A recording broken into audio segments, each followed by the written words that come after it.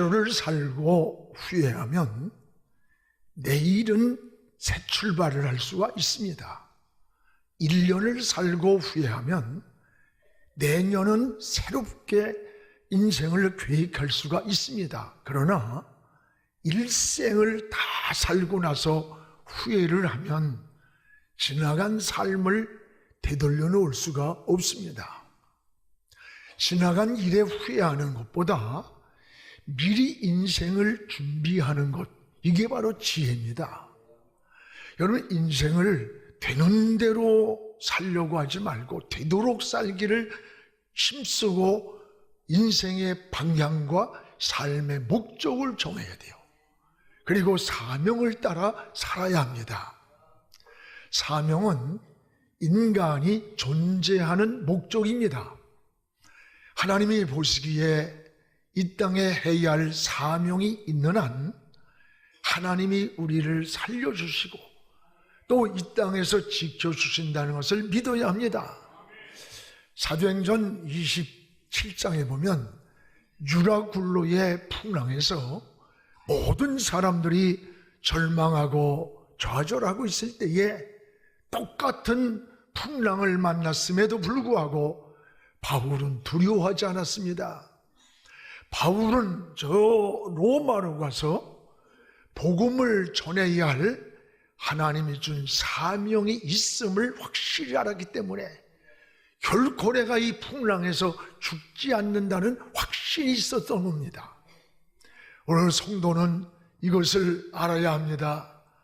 여러분, 시간이 많아서 주의 일을 한다고 생각하면 착각이에요. 주의 일 하라고 하나님이 시간을 주셨음을 감사해야 돼요. 오늘 우리가 살아가는 건강해서 주의 일 하는 게 아니고 주의 일 하라고 건강 주셨음을 감사해야 합니다. 소유가 많아서 드리는 것 아닙니다. 주님의 일을 하라고 내게 소유를 주셨다고 감사해야 돼요. 내가 무슨 재능이 뛰어나서 봉사한다는 교만한 생각까지는 안 돼요. 나에게 봉사하라고 이런 재능을 주셨음을 고백할 때 내가 섬기는 일이, 봉사하는 일이 감사가 되고 은혜가 되는 거예요.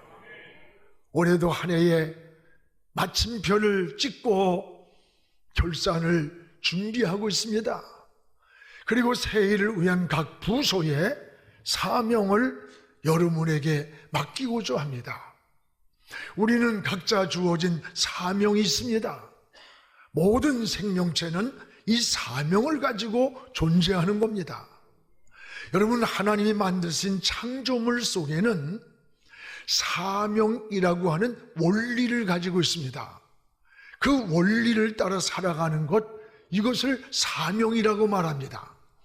땅은 지리가 있고 물질에는 물리가 있고 몸에는 생리가 있고 마음에는 심리가 있듯이 하나님은 영이시기 때문에 하나님의 영적 원리가 있는 거예요.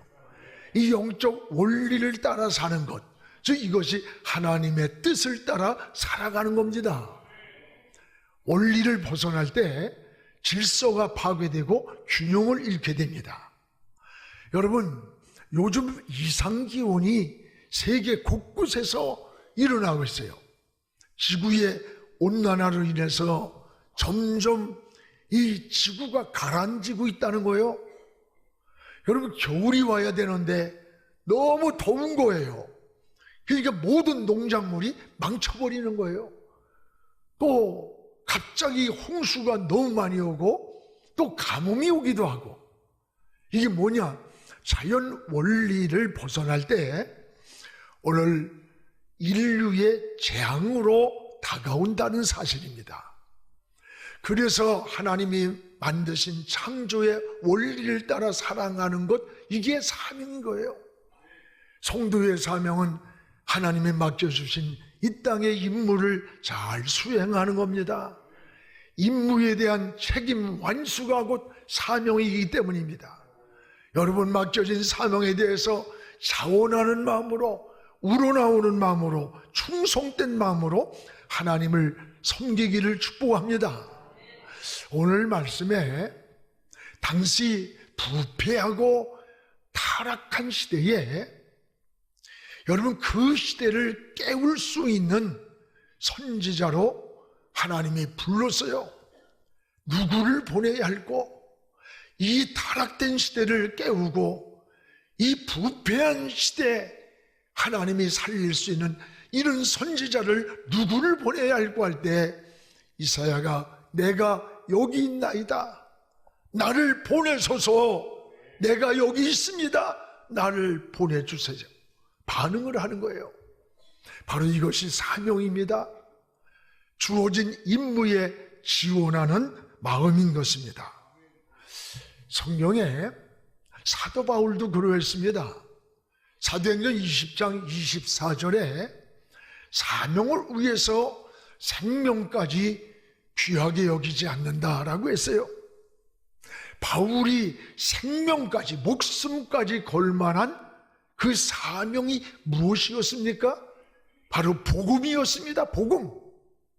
십자가에 피 묻은 이 복음을 깨달은 이후에 바울은 이것을 전하는 일을 위해서는 내가 목숨을 걸었다는 거예요. 복음이 뭐예요? 예수 그리스도, 예수 안에 있는 생명, 예수 안에 있는 영원한 천국 가는 길, 평안, 안식이 예수 그리스도 안에 있음을 깨닫고 이 복음을 전하기 위해 목숨을 걸었다는 거예요. 그렇습니다. 여러분, 자기 사명을 발견한 사람은 인생이 행복한 거예요. 감격하는 거예요. 가장 가치 있게 살는 것을 깨닫게 됩니다. 특히 하나님의 사람은 세 가지를 발견해야 합니다. 하나는 하나님을 발견하고, 또 하나는 자신을 발견해야 돼요. 그리고 사명을 발견하며 사는 게 은혜의 삶이요, 이게 하나님의 사람입니다. 오늘 말씀에 나오는 이사야가 바로 그러했습니다. 이사야는 유대 11대 왕인 이 우시야가 죽던 해에 있던 선지자예요. 근데 그 죽던 해에 이 우시야가 죽는 것을 보고 큰 충격을 받고 성전으로 올라가서 하나님께 기도하다가 세 가지를 발견하게 됩니다. 그 하나는, 이사야는 큰 충격 속에서, 따라합시다, 하나님을 발견했다. 하나님을 발견했어요. 신앙은 하나님을 발견하는 데서부터 시작이 됩니다. 하나님을 발견한 사람은 확신 있게 살아요. 평안을 얻어요. 천국에 소망이 생기고 지혜가 생깁니다. 하나님을 발견할 때부터 인생의 가치관이 달라지고요, 세계관이 달라집니다. 추구하는 목적과 삶의 방향이 달라지는 거예요. 오늘 본문에 나오는 이사야가 그러했습니다. 그는 하나님을 만나면서부터 사명을 발견하게 됩니다. 근데 놀라운 사실은 하나님을 만나는 그 타이밍이 언제였는가? 평안할 때, 좋을 때, 무엇이 잘 될 때가 아니라 오히려 거룩한 충격을 받았을 때 하나님을 발견하는 그런 시간이 되었습니다. 오늘 1절에 보면 이사야는 우시야 왕이 죽던 해에, 누가 죽던 해에? 우시야 왕이 죽던 해에 하나님을 만났습니다. 오늘 1절을 같이 한번 읽어보겠습니다.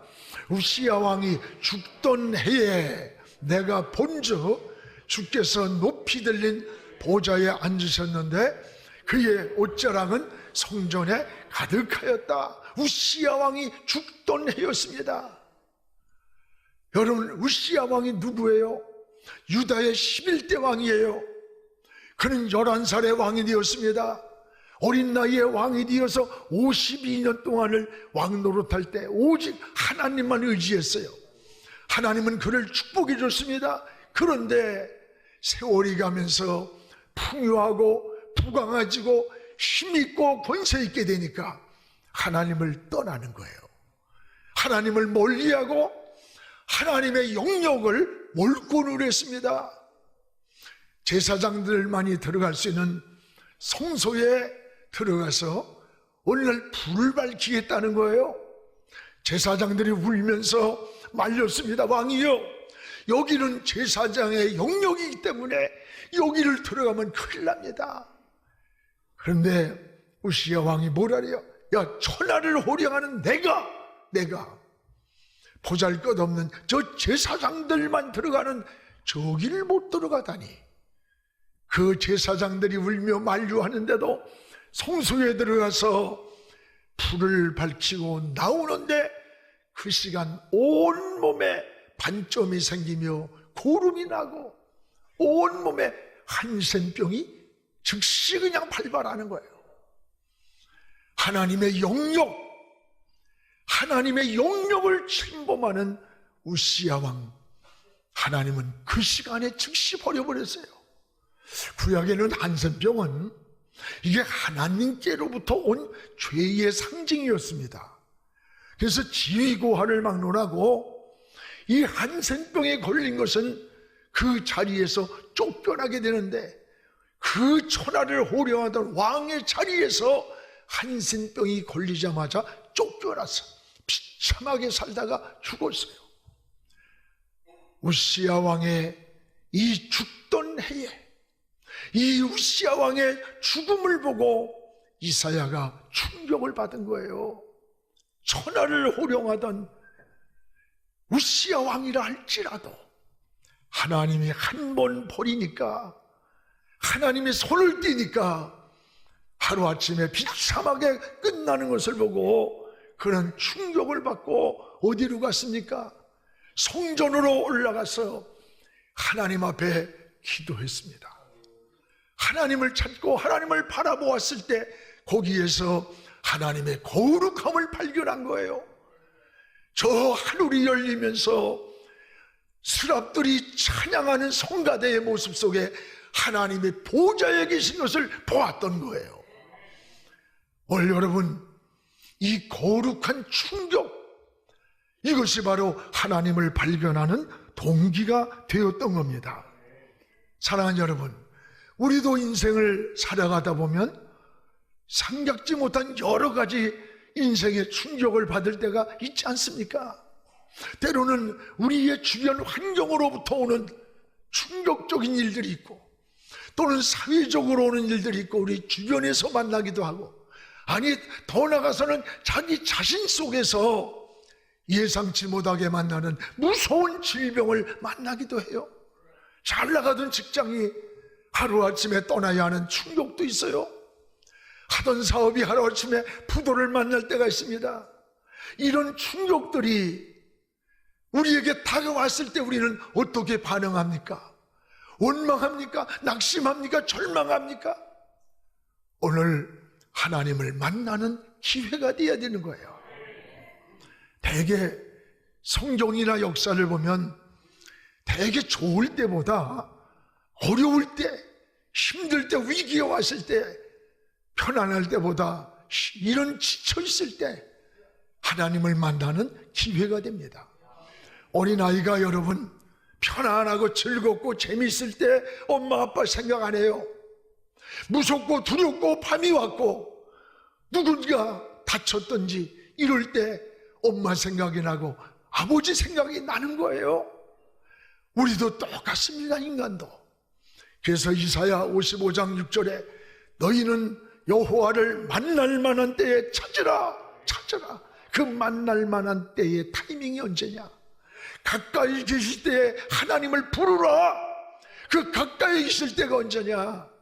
바로 힘들 때, 때론 지칠 때, 우리가 낙심되고 내 힘이 끝이라고 생각되는 그때에 하나님이 우리 곁에 와 계시는 거예요. 파도를 타고 가까이 와 계시는 거예요. 사랑하는 여러분, 우리는 이럴 때 인생을 어떻게 반응을 합니까? 이런 인생의 문제를 만날 때, 여러분 잘 아는 종교개혁자 루터는 원래 법학을 전공한 법학도였습니다. 어느 날 친구하고 같이 길을 가는데 편안간에 벼락이 내리쳐서 이 루터 옆에 있던 친구가 그냥 즉사낸 거예요. 그 순간에 자기를 돌아보는 겁니다. 저 벼락이 나에게 내려서 내가 죽을 수도 있었던 시간이 아닌가. 어떤 법으로도 해결할 수 없는 인간의 한계성, 이 연약함을 깨닫고 그는 하나님께로 돌아왔어요. 그리고 신부가 되었는데 너무 캐토릭이 타락하고 부패하는 거야. 그래서 신앙은 행위가 아니라 믿음으로 의롭게 된다. 이 로마서의 말씀이 딱 거예요. 의인은 믿음으로 살리라. 그래가지고 종교개혁을 훗날에 일으켜서 시대를 깨웠던 하나님의 사람이 되었던 거예요. 사랑하는 여러분, 여러분도 살다 보면 인생의 고난과 충격을 받을 때가 있습니다. 이럴 때 우리는 어디로 가야 합니까? 낙심하여 원망하고 절망하고 이렇게 살아야 되는 겁니까? 하나님을 멀리 떠나야 됩니까? 아닙니다. 하나님의 사람은 하나님의 품으로 돌아와야 합니다. 오늘 충격을 받은 이사야가 성전으로 올라간 것처럼 여러분 하나님께로 올라가시기 바랍니다. 하나님께로 더 가까이 나가시기 바랍니다. 하나님을 의지하시기 바랍니다. 그리고 하나님께 매달려 기도하기를 축복합니다. 이사야처럼 하나님의 거룩함을 발견하고 하나님께 더 가까이 가는 동기가 되는, 그래서 이 풍랑 인연에서 더 빨리 갑니다. 이 찬송과 가사처럼 내게 있는 인생의 풍랑을 인연해서 더 하나님께로 가까이 갑니다. 이게 우리의 신앙의 고백이 되기를 주의 이름으로 축복을 합니다. 또한 무엇보다도 오늘 이사야는 하나님의 거룩함 앞에서 여러분 따라합시다. 자신을 발견했다. 자신을 발견했습니다. 여러분 은혜가 뭐라고 생각합니까? 은혜는 자기 발견입니다. 오늘 5절을 한번 같이 읽겠습니다. 그때 내가 말하되 화로다 나여 망하게 되었도다. 나의 입술이 부정한 사람이요 나는 입술이 부정한 백성 중에 거주하면서 만군의 여호와이신 왕을 배웠음이로다. 여러분 나는 입술이 부정한 자다. 오늘 이사야는 하나님의 성전에서 기도하다가 저 하나님을 발견했어요. 스랍들이 거룩하다 거룩하다 하나님을 찬양하는 이 엄청난 영광의 그 예배의 광경, 하늘나라의 예배 광경, 성가대의 광경, 이걸 보고 황홀하게 있던 이사야예요. 그런데 그 빛 가운데 이사야는 자기를 본 거예요. 자기를 발견하면서 뭐라 그래요? 가슴을 치는 거예요. 망하였도다 망하였도다. 부정하고 더러운 내가 저 거룩한 하나님을 보았도다. 그러면서 하나님 앞에 울기 시작하는 거예요. 여러분 황홀함만 본 게 아니에요. 거룩한 하나님의 빛 앞에서 자기를 보았던 거예요. 여러분 은혜가 뭡니까? 은혜는요 나를 보는 거예요. 다른 사람의 허물을 보고, 여러분 다른 사람의 약점을 보고, 다른 사람의 실수를 보고 그걸 들춰내는 게 아니에요. 어떤 사람은 뭐 계시를 받았다, 뭐 영안이 열렸다 떠들어대면서요 남을 정죄하고 허물을 말하고 아주 뭐가 보이는 것 마냥 이래. 그거 다 사기꾼들이에요. 그거 다 싹꾼들이에요. 여러분 하나님의 진정한 은혜는 하나님의 빛 가운데서 나를 보는 거야. 나를. 남의 허물을 보는 게 아니라 내 허물을 보고, 남의 가슴을 치는 것이 아니라 내 가슴을 치는 거예요. 남의 실수와 허물이 보일 때 나에게도 이런 허물이 없는가, 나를 보는 거울이 되는 겁니다. 오늘 이사야는 허물, 황홀함에만 빠져 있는 게 아니에요.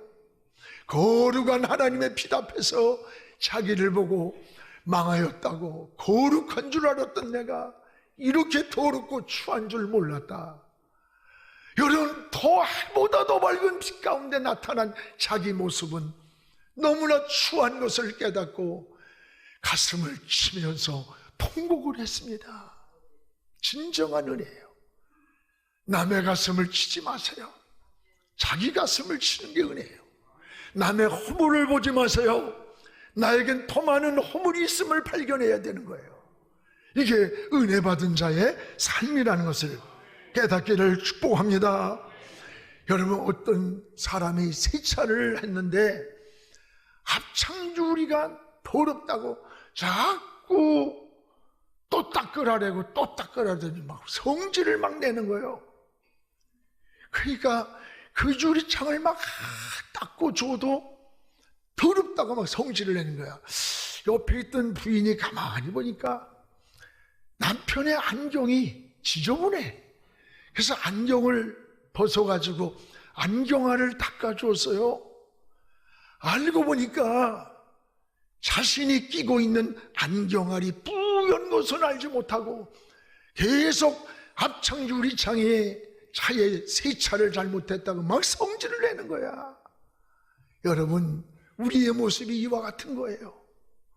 가정이나 사회나 수많은 문제들이 자기 자신에게서 문제를 찾지 아니하고 다른 곳에서 찾기 때문에 해답이 없어요. 답답한 거예요. 은혜는 뭐냐? 자기 발견이에요. 이사야처럼 자신을 보는 영적인 눈이 열리기를 주의 이름으로 축복합니다. 이사야가 죄를 깨닫고 망하게 되었다고 하나님 앞에 가슴을 치며 통곡을 할 때 스랍은 천사를 말하는 거예요. 천사가 숯불에 달구어진 그 불덩어리를 가지고 이사야의 입술에 대면서 7절에 뭐라 그래요? 내 악이 제하여졌다. 내 죄가 사해졌느니라. 할렐루야. 바로 이겁니다. 나의 허물을 깨닫고 나를 발견하고 내 죄를 고백할 때에 여러분, 주의 사자가 나타나서 은혜의 불, 성령의 불을 내려준 거예요. 하나님의 은혜의 불입니다. 그리고 하나님은 모든 죄를 깨끗하게 사해 주신 거예요. 이게 하나님의 은혜인 거예요. 사랑하는 여러분, 은혜 받았다고 하면서 남의 허물이나 들추고 남의 약점이나 들추고 있지는 않습니까? 그것은 은혜가 아닙니다. 진정한 은혜 받은 자는 자기를 늘 보는 거예요. 자기를. 여러분도 자신의 허물을 보는 눈이 한없이 밝아지기를 축복합니다. 남의 허물을 보는 눈은 한없이 어두워지기를 축복합니다. 이게 은혜예요.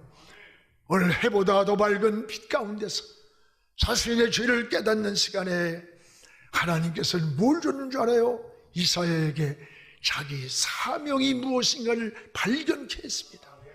이사야는 그 빛 가운데서 용서만 받은 게 아니라 내가 이 땅에 세야 할 사명을 발견했던 거예요. 그게 오늘 8절에 나오는 본문 말씀 아닙니까? 우리 같이 읽겠습니다. 내가 또 주의 목소리를 들으니 주께서 이르시되 내가 누구를 보내며 누가 우리를 위하여 갈꼬 하시니 그때에 내가 이르되 내가 여기 있나이다 나를 보내소서. 내가 여기 있나이다 나를 보내소서. 여러분, 여호와의 목소리를 들으니 여호와의 목소리를 들었습니다. 오늘 여러분, 하나님의 목소리는 사명을 맡기려고 부르는 소리예요. 이사야를 쓰시려고 부르는 소리예요.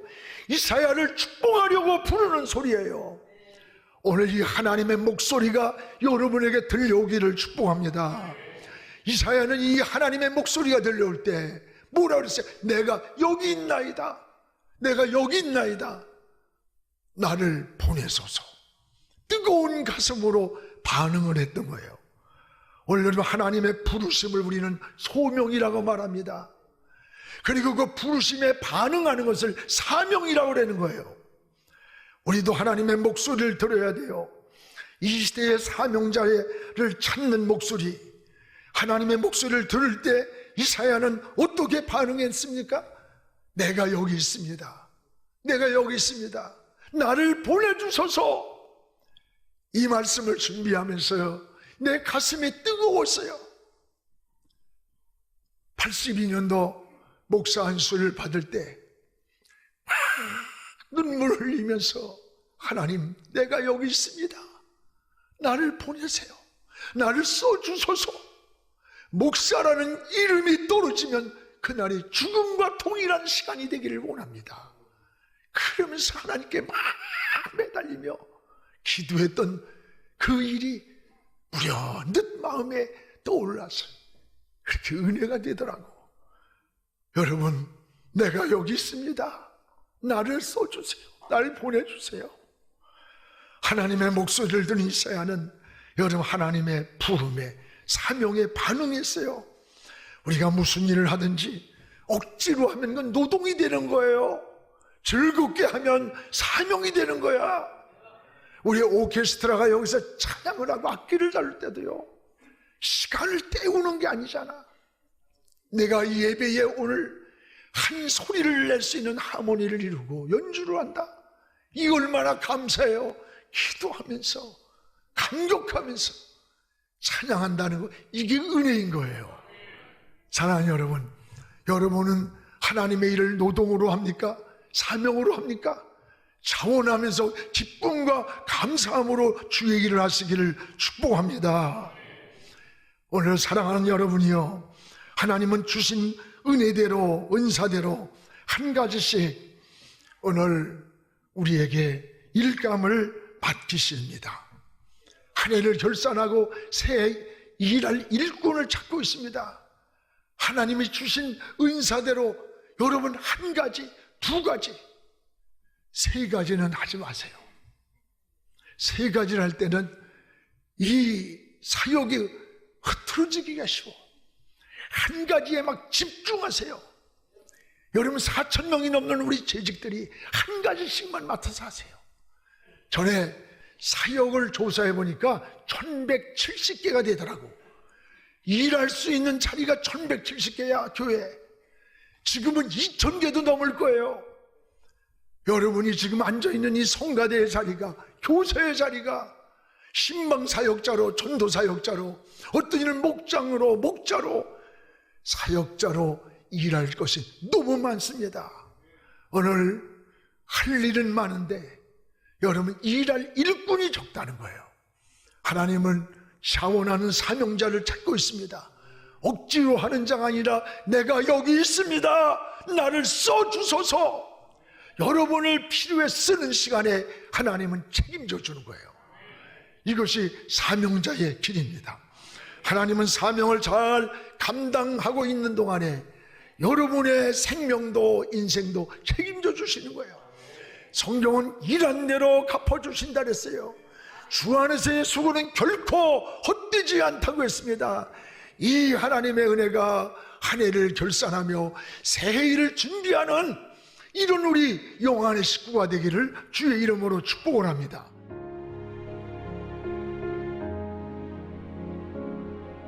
지금은 선교 헌금 시간입니다.